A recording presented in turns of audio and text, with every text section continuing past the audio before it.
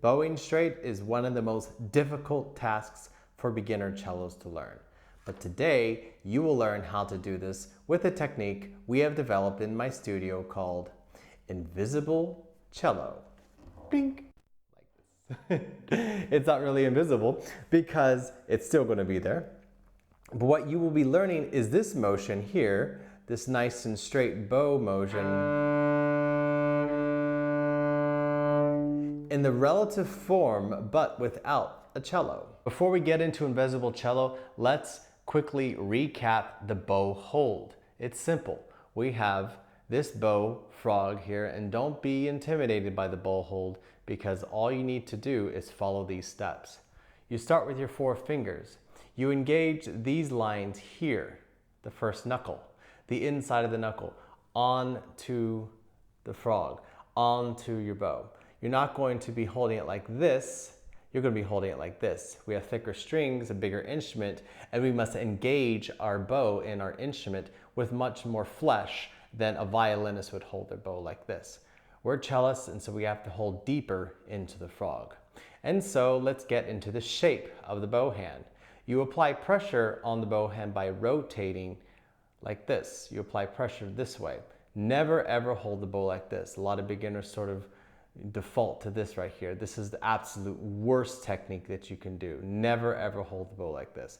And the opposite, you see this 4th finger? This 4th finger needs to be engaging and add stability, while the 1st finger wraps around like a snake on the branch on the leather piece and holds the leather. That's why the leather piece is there. Hello. So let's get into the alignment. I call it leather, metal, circle, tip. We have a leather piece, a metal piece, a circle, and our tip of the 4th finger there. And you line your 4 fingers with those lines, those first knuckle spots, flat on these spots. Here's the leather, there's the metal, don't go below it, just touch it. There's your circle, and there's your tip. The next step is you see your thumb in the back. The thumb is going to go halfway on the frog, halfway off. I call the nook right here. It's the nook. You're not going to go fully like this, and you're not going to go fully like this. You're not going to stick it all the way through. You're just going to place it there. Everyone's a little bit different, but all of us cellists use about half of that when we play closer to the frog. We're about right there.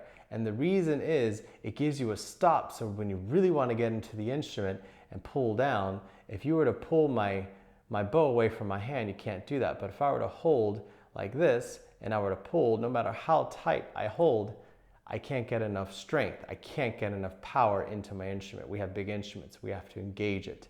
So here we go right here. So let's go through the steps.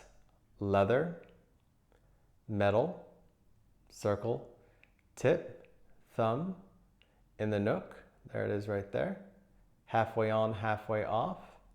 And then the last step is you take your 4th finger and you make sure you're engaging with stability right there. Some of us straighten if you need to straighten it to force the hand into a shape. Do that. Don't make that a habit because cellists, we use it as stability, so you want to hang it off a little bit.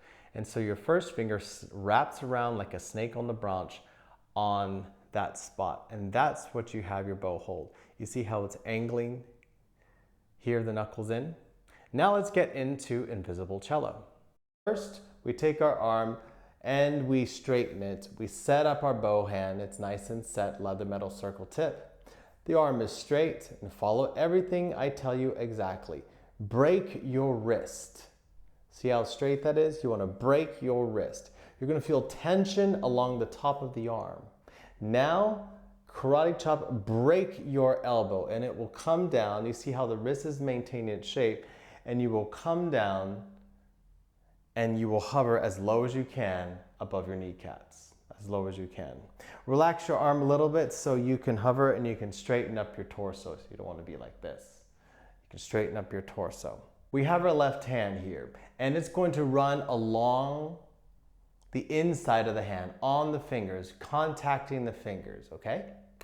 To help you. This is the first step, level 1. Okay, here we go. You've already broken your arm, broken your wrist. It's hovering low above your kneecaps. Here's your left hand.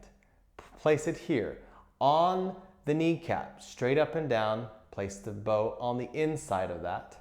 And then just slide up and stop right here at your belly button right there.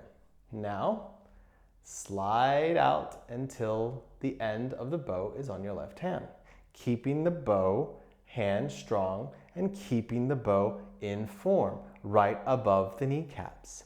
Slide up again, stop here, slide back. Now for level 2. Level 2 is like level 1, except instead of running along the inside of the fingers, you're going to make a little cave, if you will, a little hole right here.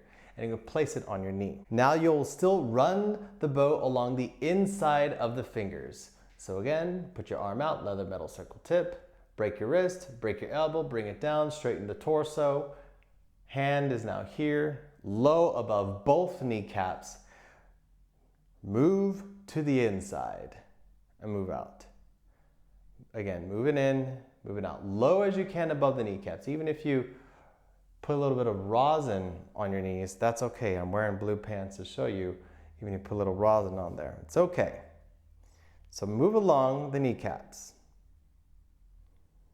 When you are comfortable, extend your right arm and straighten it as far as you can, making this triangle, and you will see that the bow will release from your tunnel just a little bit.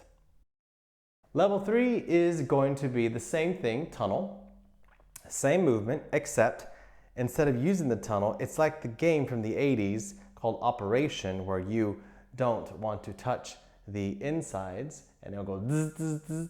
So it's the same thing, right? You want to keep that bow not touching the hand at all. You'll probably have to look at it. But once you get skilled enough, again, maintaining low above the kneecaps, maintain your bow hand, not touching the leg, not touching the fingers, not touching the hand. Try to go out, go in, go out. Now, if you're new to bow, you're not going to be able to do this level, but it's okay. You can return back to the video and try this in the future. Now, level 4 is the same, except you maintain as low as possible above the kneecaps without looking. Over time, then you will be able to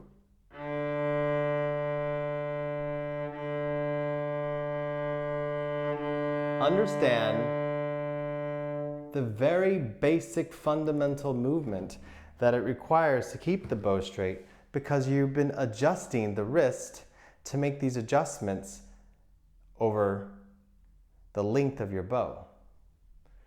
And that is what Invisible Cello is all about. Hope you liked it.